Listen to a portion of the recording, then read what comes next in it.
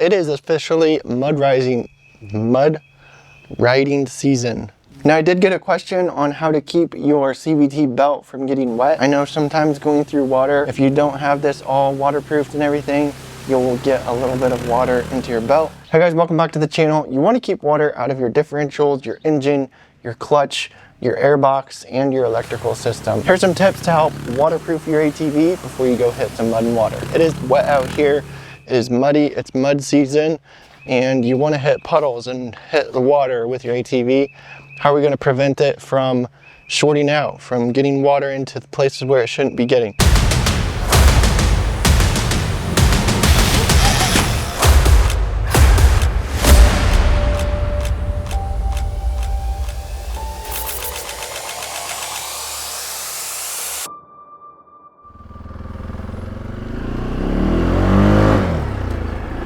It's really messy out here.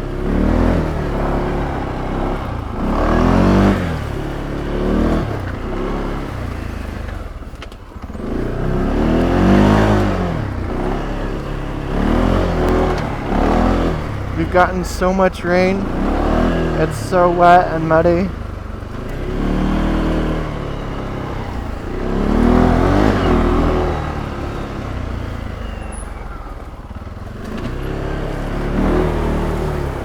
It's wet down here. Woo!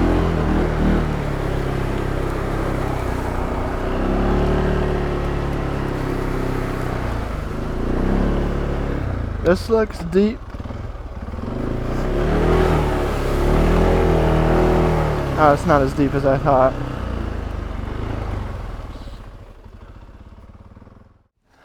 First thing you want to do is to unplug every single electrical connection as you go along and dielectric grease it, replug them back together. But pack all the plugs with dielectric grease, reconnect them. This is going to keep the water out of your electrical system and prevent any shorts that you might get if you were to hit water. So make sure you dielectric grease all your electrical connections. If you want a more in-depth video, be sure to check out the video. I'll link it down in the description, how to go through the entire ATV and dielectric grease the electrical connections. But in addition to that video, you'll also want to maybe dielectric grease your fuse box and your fuses and your spark plug boot to make sure that no water gets in there. I also saw that some people will actually dielectric grease their entire fuse box as well.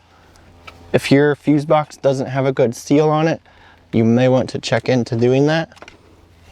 But make sure that you've got a good seal, or you could run some silicone around the inside of the cover to be able to help seal it. This one has a good rubber seal on the edge of it, so make sure your seals aren't dry rotted or cracked and they've got a good seal on them.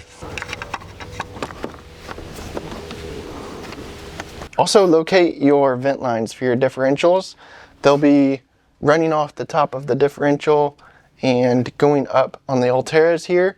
They actually loop up here into up by the pod. You can see here on the Alteras, the vent lines run all the way up here into underneath the gauge, and then they are directed down.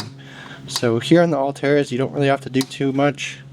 They're already looped and they're facing down, so you're good on these. But on older models, you may check your vent lines if they're not long enough. Make sure that you get a loop in your hose and make sure that they're run up high enough. But if your ATV has shorter vent lines, or it just has like the little breather things, like on the Prowler has the little breather tubey job things, you'll want to replace those with longer vent lines and run them up so they're near your pod or your handlebar area. That way they're in the highest location on your ATV, which is least likely to get water in them. And also when you run them up there, make sure to put a loop in the hose, and that's going to help prevent water getting in. And make sure all of the vent line ends are facing downward. You can also seal up your airbox. If you ever got water into your airbox, there is a drain on the bottom of it. But to prevent water from getting in here, make sure that you've got a good seal. Make sure that the rubber seal around the edge here is good. It's not dry rotted or cracked. For extra protection, you can run a bead of silicone around the perimeter here before you stick it back on to make sure you get an extra good seal if you plan on going in deeper water. Also make sure all your air ducts are tight and snug down. Now I did get a question on how to keep your CVT belt from getting wet. I know sometimes going through water, if you don't have this all waterproofed and everything, you'll get a little bit of water into your belt. It'll start slipping, and then you'll be the guy that will need winched out or helped pull out of the water.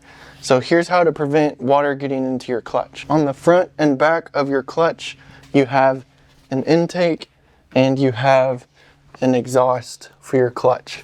You'll want to remove the boots on the front and rear of your clutch, and you can either run a bead of silicone around the outside, or you can use RTV black silicone before you stick this rubber boot back on.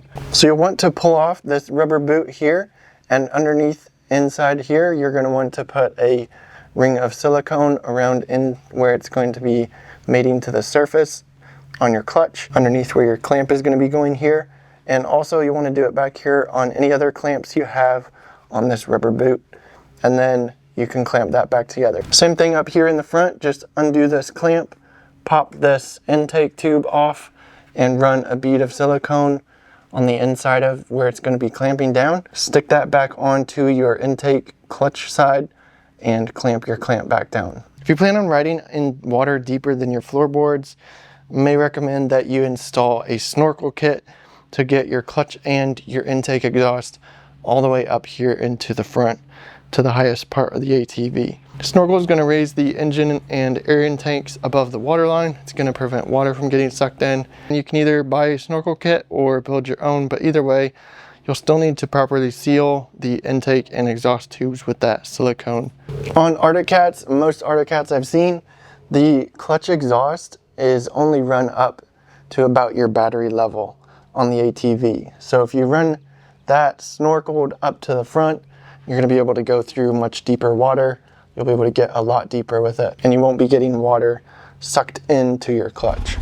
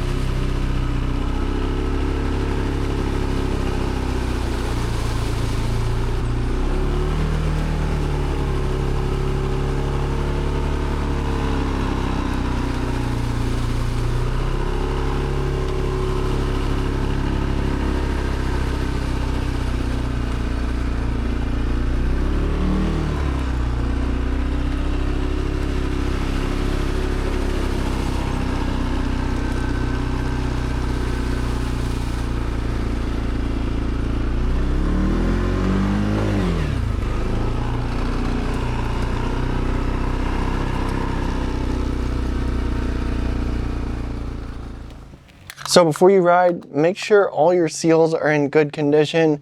Nothing's cracked or ripped. If any seals are cracked or ripped, make sure, or dry rotted, make sure you replace all those. And make sure all the electrical connections, even make sure your ECU, don't forget that one, and your power steering, any electrical connections on the ATV are dielectric greased. Also, your intake and exhaust on the CVT, make sure you silicone those and get them sealed up. Then your ATV is ready to go hit some puddles.